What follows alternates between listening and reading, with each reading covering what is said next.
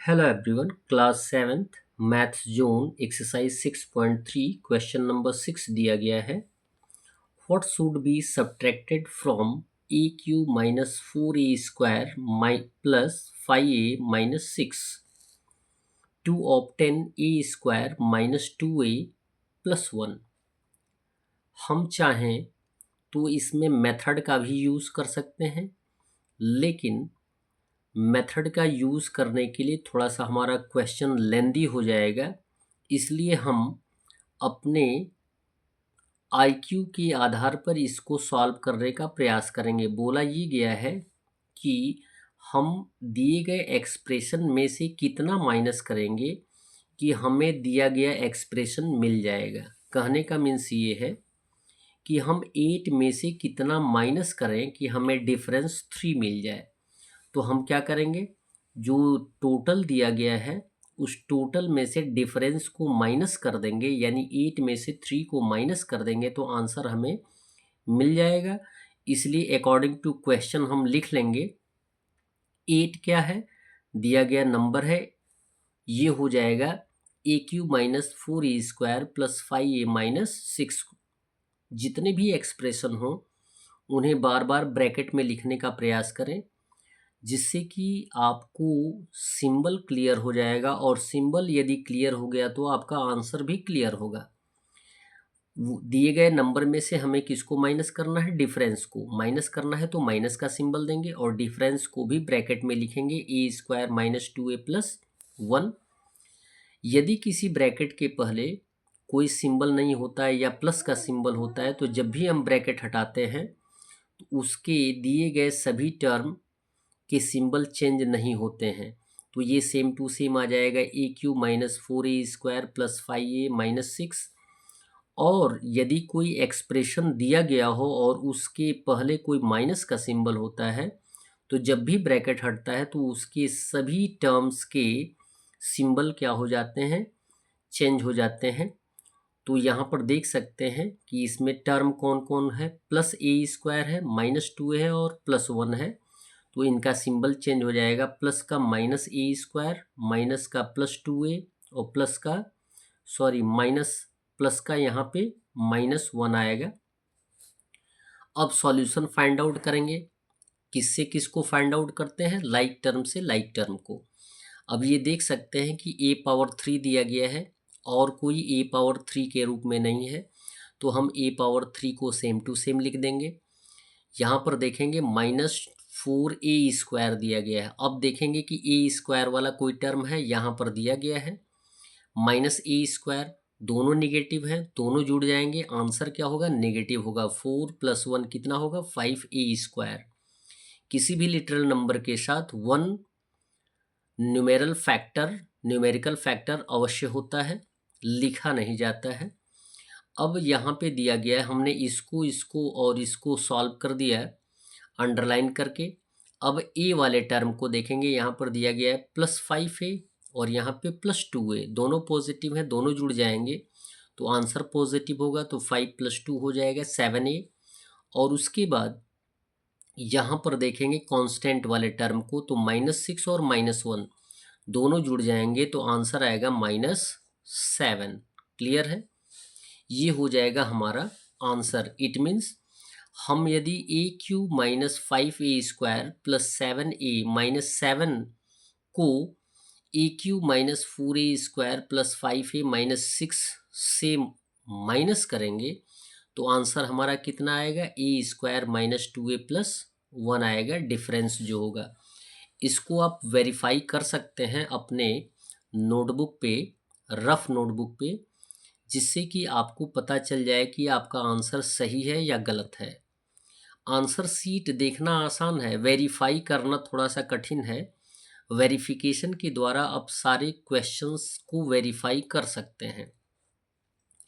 Question number 7 दिया गया है, from the sum of 3x plus 2y plus 3z and 3x plus 4y plus 5z, यानी ये जो दो एक्सप्रेशन दिए गए हैं इनकी योग से सब्ट्रैक्ट करना है 6x plus 7y minus 2z को.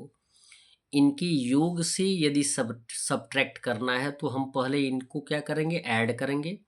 जितना टोटल आएगा उसमें से इस दिए गए एक्सप्रेशन को क्या कर देंगे, माइनस कर देंगे। या तो हम 2 बार सॉल्यूशन फाइंड आउट करें या अकॉर्डिंग टू क्वेश्चन एक साथ लिख लें। तो लिखेंगे अकॉर्डिंग टू क्वेश्चन, जिनको हमें ऐड करना है उनको हम ब्रैकेट में लिख लेंगे। और ऐड करते समय किसी भी टर्म का सिंबल चेंज नहीं होता है तो हम सेम टू सेम लिख लेंगे। 3x + 2y + 3z, और फिर प्लस ऐड करना है तो प्लस का सिंबल देंगे, 3x - 4y और +5z। इन दोनों एक्सप्रेशन के योग से हमें माइनस करना है तो माइनस का सिंबल देंगे और लिखेंगे 6x + 7y - 2z। यदि किसी ब्रैकेट के पहले कोई सिंबल नहीं होता है तो उसमें आए हुए दिए गए सभी टर्म के सिंबल चेंज नहीं होते हैं। तो इन सबको हम सेम टू सेम लिख लेंगे, 3x + 2y + 3z + 3x - 4y + 5z। लेकिन दिए गए एक्सप्रेशन के पहले यदि माइनस का सिंबल होता है तो उसमें आए हुए सभी टर्म के सिंबल क्या हो जाते हैं, चेंज हो जाते हैं। यहाँ पे +6x है तो हो जाएगा -6x, और यहाँ पे प्लस है तो -7y, यहाँ पे माइनस है तो +2z। अब प्लस और माइनस किस टर्म में आपको फाइंड आउट करना होता है, लाइक टर्म में। एक्स वाले टर्म को पहले ढूंढेंगे, यहाँ पे 3x है, यहाँ पे +3x है और यहाँ पे -6x है। तो अब आप ये देख सकते हैं कि पॉजिटिव पॉजिटिव जुड़ जाएगा तो +3 कितना हो जाएगा, +6x, और ये लिख लेंगे -6x, अंडरलाइन कर देंगे। अभी भी ये कंप्लीट सॉल्व नहीं हुआ है। y वाले टर्म को लेंगे तो +2y और -4y, और ये हो जाएगा -7y। +2y को हम पहले लिख लेंगे और -4y -7y एक साथ जुड़ जाएंगे तो -11y आ जाएगा। अभी भी कम्प्लीटली सॉल्व नहीं है तो इसे हम अंडरलाइन कर देंगे। z वाले टर्म को देखेंगे तो यहाँ पे +3z +5z एंड +2z तीनों पॉजिटिव हैं, जुड़ जाएंगे तो +10z आएगा। अब इनको हम सॉल्व कर लेंगे। 6x पॉजिटिव है और 6x नेगेटिव है, क्रॉस आउट हो जाएगा, आंसर हो जाएगा 0। यहाँ पर देखें 2y पॉजिटिव है और -11y नेगेटिव है, यानी नेगेटिव बड़ा है तो आंसर क्या होगा, नेगेटिव। 11 में से 2 माइनस कर देंगे, -9y आंसर आ जाएगा।